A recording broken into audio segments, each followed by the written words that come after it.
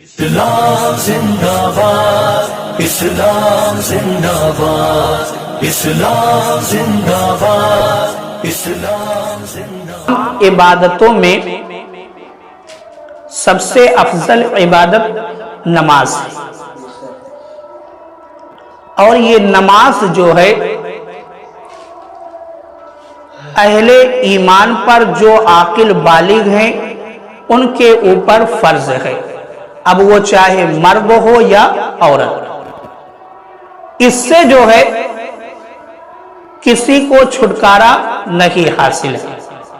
کوئی شخص جو ہے کتنا بھی بلند مقام حاصل کر لے، چاہے وہ غوث بن جائے، چاہے وہ قطب بن جائے، چاہے وہ ابدال بن جائے، کتنا بھی بلند مقام حاصل کر لے، اگر وہ اہل ایمان ہے، عاقل ہے، بالغ ہے، تو اس کے اوپر جو ہے نماز فرض ہے، بغیر ادا کیے جو ہے اس کو چھٹکارا حاصل نہیں ہو سکتا۔ یہ ایسی عبادت ہے، اور اس عبادت یعنی نماز کے اندر جو ہے کچھ چیزوں کو فرض کیا گیا ہے، کچھ چیزوں کو واجب کیا گیا ہے، کچھ چیزوں کو جو ہے مستحب رکھا گیا ہے، اور نماز ادا کرنے سے پہلے جو ہے ایک دائرہ بنایا گیا ہے جس کو شرائط نماز کہا جاتا ہے۔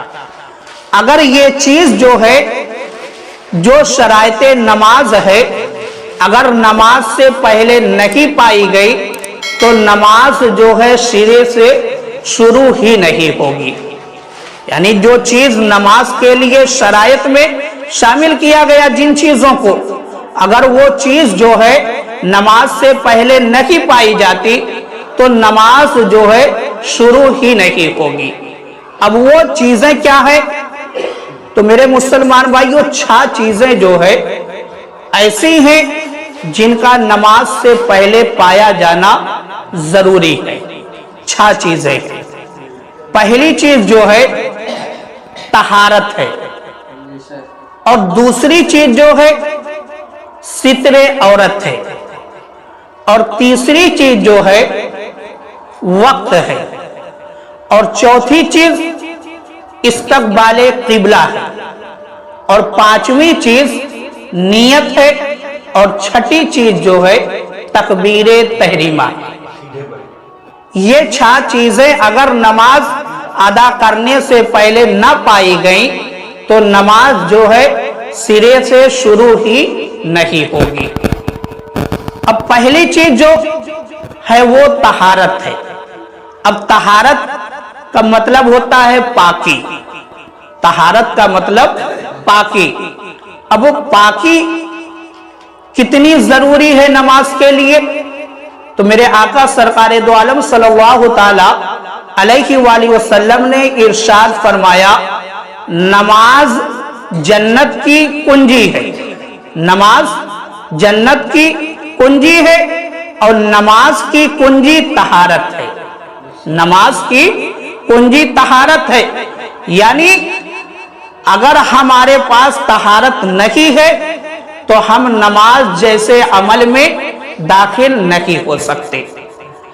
اب نماز ادا کرنے والا جو شخص ہے اس کو کتنا پاک ہونا پڑے گا کہ وہ نماز کو ادا کر لے؟ تو میرے مسلمان بھائیوں، نمازی کے لیے اس کا بدن بھی پاک ہونا چاہیے۔ میری طرف غور کریں، بہت اہم مسئلہ جو ہے بیان کر رہا ہوں، کچھ چیزیں سیکھ لیں آج۔ نمازی کے لیے اس کا بدن جو ہے پاک ہونا چاہیے، اس کا لباس پاک ہونا چاہیے، اور وہ شخص جہاں پر نماز ادا کر رہا ہے اس جگہ کا بھی پاک ہونا ضروری ہے، اس جگہ کا پاک ہونا ضروری ہے۔ اب نمازی کے لیے جو ہے اس کے اوپر جو ہے غسل بھی واجب نہیں ہونا چاہیے، اور اس کا وضو بھی جو ہے مکمل ہونا چاہیے۔ غسل بھی ہونا چاہیے کہ اس کے اوپر جو ہے غسل واجب نہ ہو، اور اس کا وضو بھی موجود ہو، ایسا نہیں کہ وضو نہ ہو، صرف غسل جو ہے کر کے وہ نماز ادا کرنے کے لیے آ جائے، نہیں، وضو بھی ہونا چاہیے اور غسل بھی ہونا چاہیے۔ اب میرے مسلمان بھائیوں، غسل کے کچھ مسائل الگ ہیں اور وضو کے کچھ مسائل الگ ہیں۔ جیسے آج ہمارے اوپر اتفاق سے ہم کسی راستے سے جا رہے ہیں تو ہمارے اوپر جو ہے پیشاب کا چھینٹا پڑ گیا، پیشاب کا چھینٹا پڑ گیا۔ اب جب ہمیں صحیح مسئلہ نہیں معلوم رہے گا تو ہم یہ سمجھتے ہیں کہ ہم ناپاک ہو گئے، اب بغیر غسل کیے جو گئے ہم پاک نہیں ہو سکتے۔ پیشاب کا چھینٹا پڑا ہمارے لباس پر، اب لباس پر چھینٹا پڑنے کی وجہ سے ہمارے ذہن میں یہ بات بیٹھ گئی کہ اب ہمارے اوپر جو ہے غسل واجب ہو گیا ہے۔ لیکن میرے مسلمان بھائیوں، اس طریقے سے جو ہے غسل واجب نہیں ہوتا، اس طریقے سے غسل واجب نہیں ہوتا۔ اگر آپ کے لباس پر پیشاب کا چھینٹا پڑ گیا ہے تو آپ جہاں پر چھینٹا پڑا ہے اتنا حصہ دھل دیں، لباس کا یا بدن پر پڑا ہے بدن کا اتنا حصہ دھل دیں تو آپ کا پورا جسم پاک ہے، آپ کا پورا جسم پاک ہے، آپ کو غسل کرنے کی ضرورت نہیں ہے۔ اگر لباس آپ نہیں دھل سکتے، لباس چینج کر سکتے ہیں، بدل سکتے ہیں، دوسرا لباس پہن کر آپ نماز پڑھ سکتے ہیں۔ غسل جو ہے صرف 3 حالتوں میں واجب ہوتا ہے، غسل جو ہے صرف 3 حالتوں میں واجب ہوتا ہے۔ وہ 3 حالتیں کون سی ہیں؟ پہلی حالت جو ہے احتلام کی حالت ہے، جب احتلام ہوگا تب آپ کے اوپر جو ہے غسل واجب ہوگا۔ اور دوسری جو حالت ہے وہ ہم بستری کی ہے، جب آپ ہم بستری کریں گے تب آپ کے اوپر جو ہے غسل واجب ہوگا۔ اور جو تیسرا مسئلہ ہے وہ حیض و نفاس سے تعلق رکھتا ہے، جو عورتوں کے مخصوص ایام ہے۔ تو ان 3 حالتوں میں صرف جو ہے غسل واجب ہوگا۔ اس کے علاوہ لاکھ آپ کے اوپر چھینٹا پڑتا رہے، گوبر لگتا رہے، کیچڑ لگتا رہے، صرف آپ کو دھلنا ہے، آپ کو غسل کرنے کی ضرورت نہیں ہے، صرف دھلنا ہے، آپ کو غسل کرنے کی ضرورت نہیں ہے۔ تو یہ بہت ہی اہم مسئلہ ہے، کیونکہ کبھی کبھی نہ علم ہونے کی وجہ سے ہم ایسی حالت میں نماز کو چھوڑ دیتے ہیں، نماز کو چھوڑ دیتے ہیں جب صحیح مسئلہ نہیں معلوم ہوتا۔ اور میرے مسلمان بھائیوں، جیسے آپ نے غسل کیا، غسل میں وضو کرتے ہیں، غسل میں فرائض صرف 3 ہیں، غسل کے اندر فرائض صرف 3 ہیں۔ پہلی چیز جو ہے کلی کرنا، اور دوسری چیز جو ہے ناک میں پانی ڈالنا، اور تیسرا جو فرض ہے سر سے لے کر پیر تک پانی بہانا۔ یہ 3 فرائض ہیں غسل کے اندر۔ اب ہم جب غسل کرتے ہیں تو وضو جیسا کرتے ہیں، یعنی وضو کرتے ہیں، تو اب یہ سنت طریقہ ہو گیا، ہم سنت کے ساتھ ساتھ فرض بھی ادا کر لیتے ہیں اور سنت بھی ادا کر لیتے ہیں۔ تو جب ہم مکمل وضو کر لیتے ہیں تو ہم کو جو ہے سنت کا بھی ثواب مل جاتا ہے اور فرض کا بھی ثواب مل جاتا ہے۔ اب یہ وضو جو ہم نے کیا، اس وضو سے کیا ہم نماز پڑھ سکتے ہیں؟ کیا ہم تلاوت کر سکتے ہیں؟ تو میرے مسلمان بھائیوں یاد رکھنا، یہ مسئلہ ایسا ہے کہ بہت کم لوگوں کو جو ہے معلوم ہے کہ اس وضو سے جو ہے ہم نماز بھی پڑھ سکتے ہیں، تلاوت بھی کر سکتے ہیں، ہمیں نیا وضو کرنے کی ضرورت نہیں ہے، ہمیں نیا وضو کرنے کی ضرورت نہیں۔ اگر غسل کے دوران ہم نے مکمل اچھے طریقے سے وضو کر لیا تو اب نہانے کے فوراً بعد جو ہے ہم جو ہے نماز بھی پڑھ سکتے ہیں، تلاوت بھی کر سکتے ہیں۔ ہاں اگر بیچ میں جو ہے یعنی نماز اور غسل کے بیچ میں کوئی ایسی بات نہ ہو کہ جس کی وجہ سے وضو ٹوٹ جاتا ہے، جیسے مثال کے طور پر ہوا کا خارج ہونا، تو اگر وضو نہ توڑنے والی کوئی چیز پائی گئی تو آپ جو ہے اس وضو سے نماز بھی پڑھ سکتے ہیں، تلاوت بھی کر سکتے ہیں، آپ کو نیا وضو کرنے کی ضرورت نہیں ہے۔ اور میرے مسلمان بھائی، دوسری چیز جو شرائط نماز میں بتائی گئی، دوسری چیز ستر عورت۔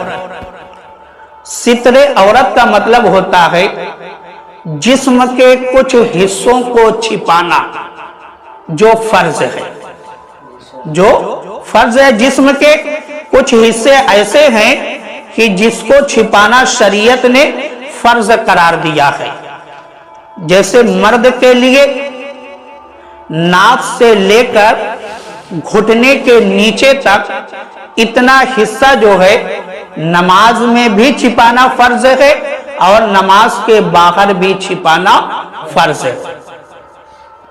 اور عورت کے لیے بتایا گیا کہ ہتھیلی، چہرہ، قدم، اس کے علاوہ جو ہے اس کا پورا بدن جو ہے ستر عورت ہے، یعنی اسے چھپانا فرض ہے۔ اب قدم میں یہ جو پنجے کے نیچے والا حصہ ہوتا ہے، اس کو قدم میں شمار کیا گیا ہے، اس کو اوپر والا حصہ قدم میں شامل نہیں ہے، نیچے والا حصہ جو ہے یہ قدم کے اندر شامل ہے۔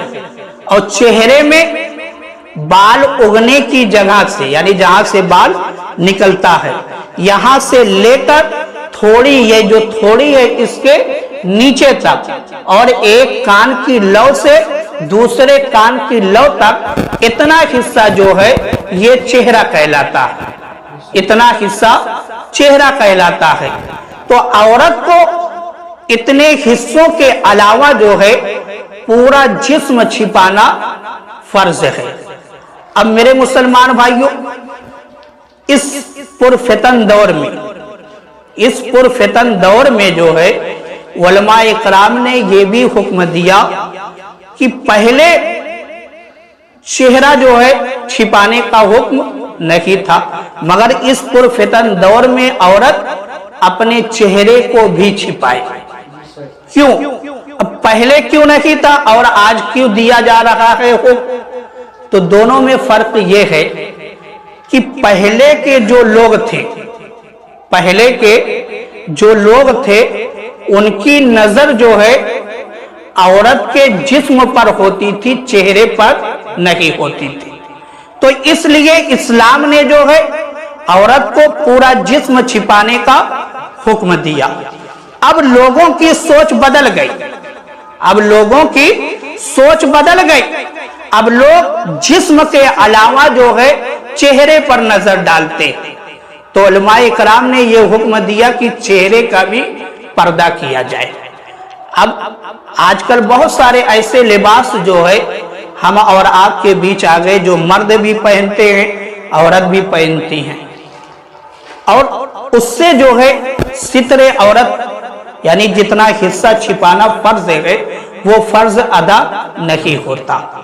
جیسے مثال کے طور پر گرمی کے موسم میں اکثر لوگ چڈھا پہنتے ہیں، جس سے یہ گھٹنا کھلا رہتا ہے۔ گھٹنا چھپانا جو ہے فرض ہے، گھٹنے کے نیچے تک حکم دیا گیا، ناف سے لے کر گھٹنے کے نیچے تک، یعنی ناف جو ہے ستر میں داخل نہیں ہے، گھٹنا جو ہے ستر میں داخل ہے۔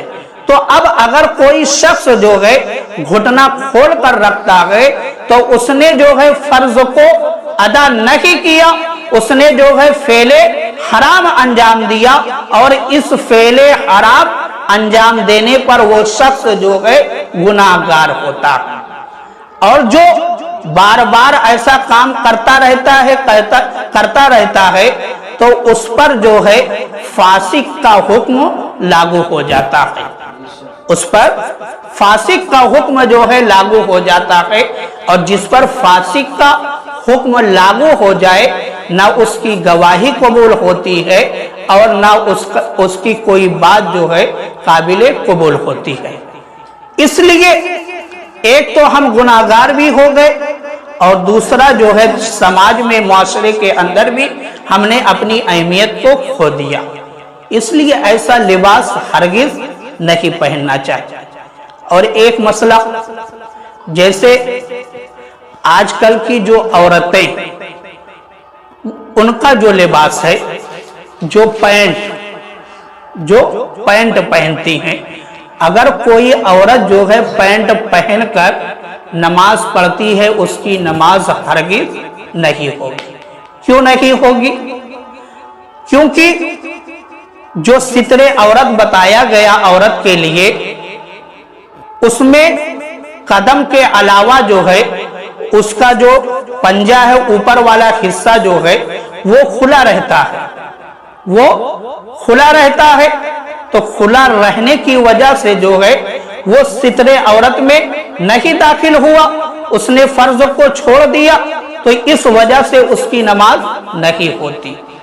عورت کو ہمیشہ ڈھیلا لباس اور مکمل لباس پہننے کی کوشش کرنی چاہیے، کیونکہ لباس کا مقصد ہی یہ ہوتا ہے کہ جسم کو چھپایا جائے، جسم کو چھپایا جائے۔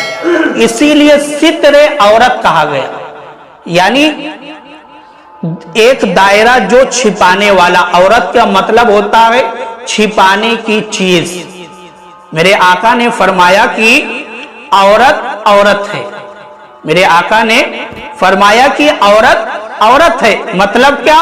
عورت چھپانے والی چیز، نہ کہ اس کو مارکیٹ میں گھمایا جائے، بازاروں میں گھمایا جائے، نہیں۔ میرے آقا نے فرمایا عورت عورت ہے، چھپانے کی چیز ہے، اس کو چھپا کر رکھا جائے، اور جتنا زیادہ چھپا کر رکھا جائے گا، جیسے ڈائمنڈ ہوتا ہے، اس کو جتنا چھپا کر رکھا جاتا ہے اس کے اندر جو ہے نور پیدا ہوتا رہتا ہے۔ اسی طریقے سے عورت ہے، جو عورت با پردہ رہتی ہے اس کے چہرے کو دیکھ لے، اور جو عورت بازاروں میں گھوما کرتی ہے اس کے چہرے کو دیکھ لیں، آپ خود یہ فیصلہ کریں گے کہ زمین آسمان کا فرق ہے، زمین آسمان کا فرق ہے۔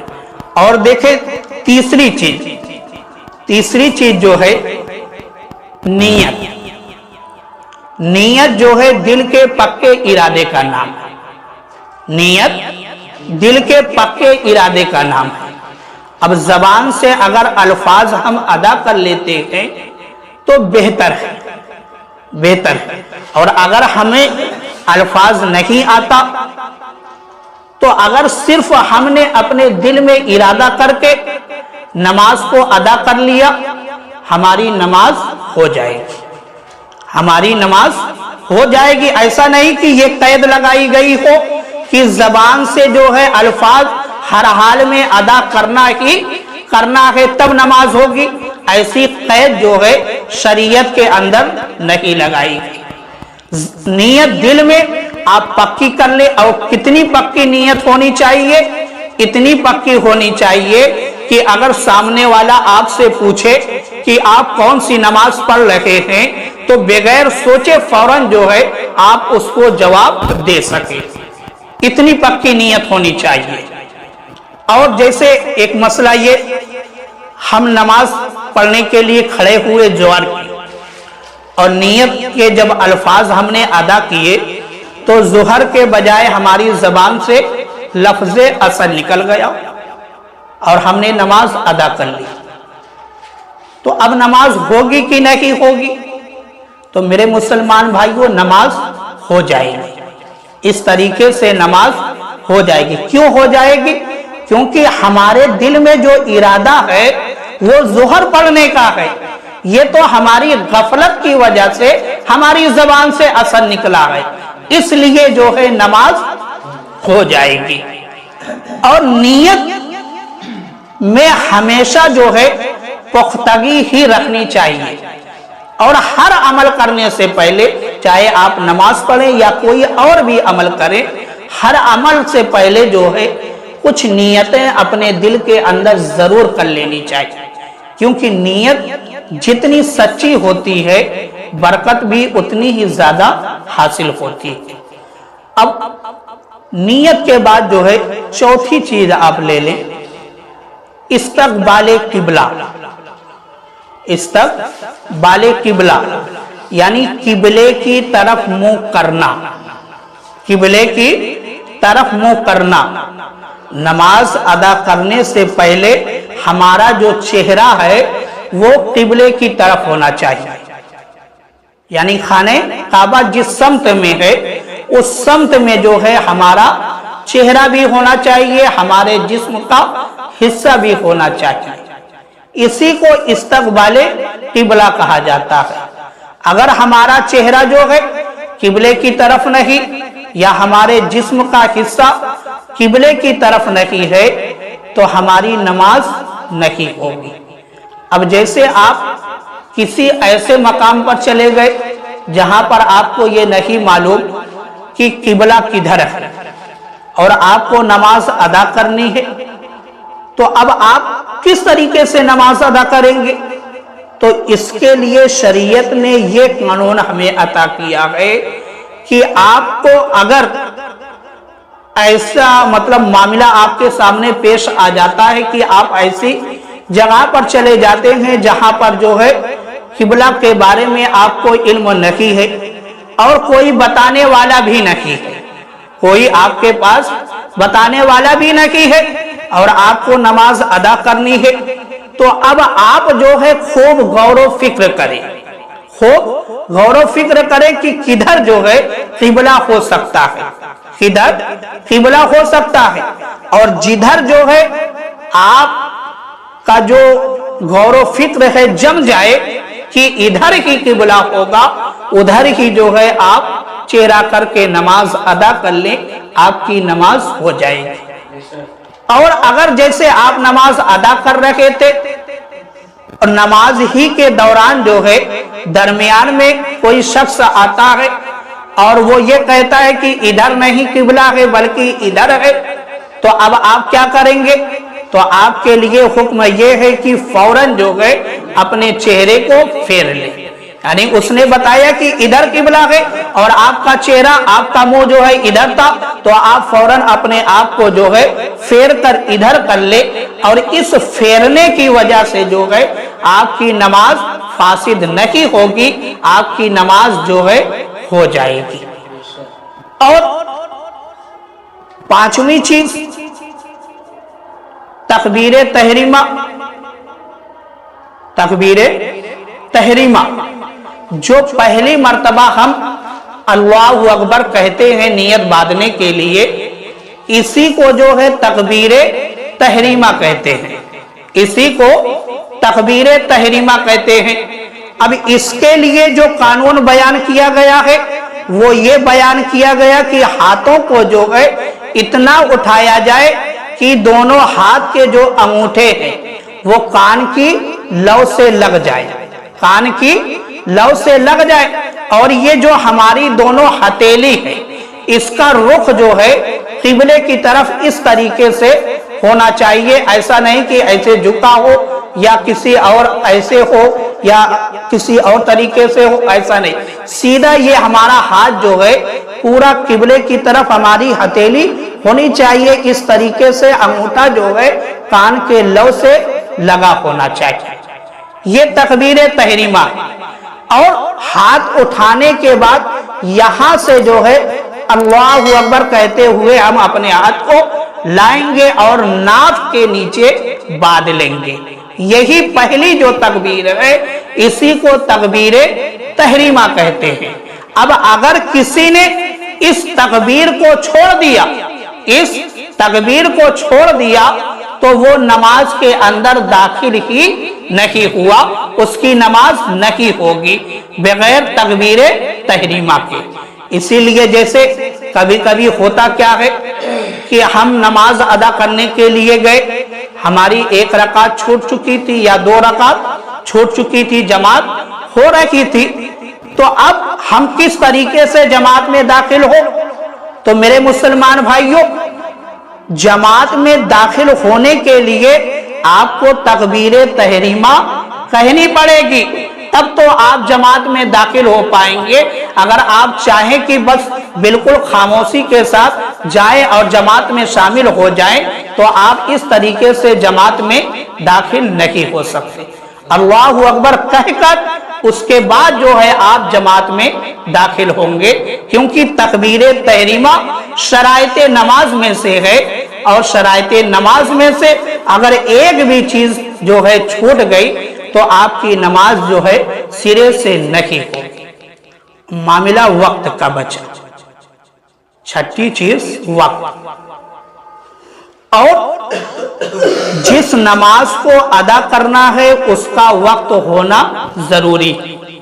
ایسا نہیں کہ فجر کے وقت میں عصر کی نماز پڑھی جائے اور عصر کے وقت میں جو ہے فجر کی نماز پڑھی جائے، نہیں۔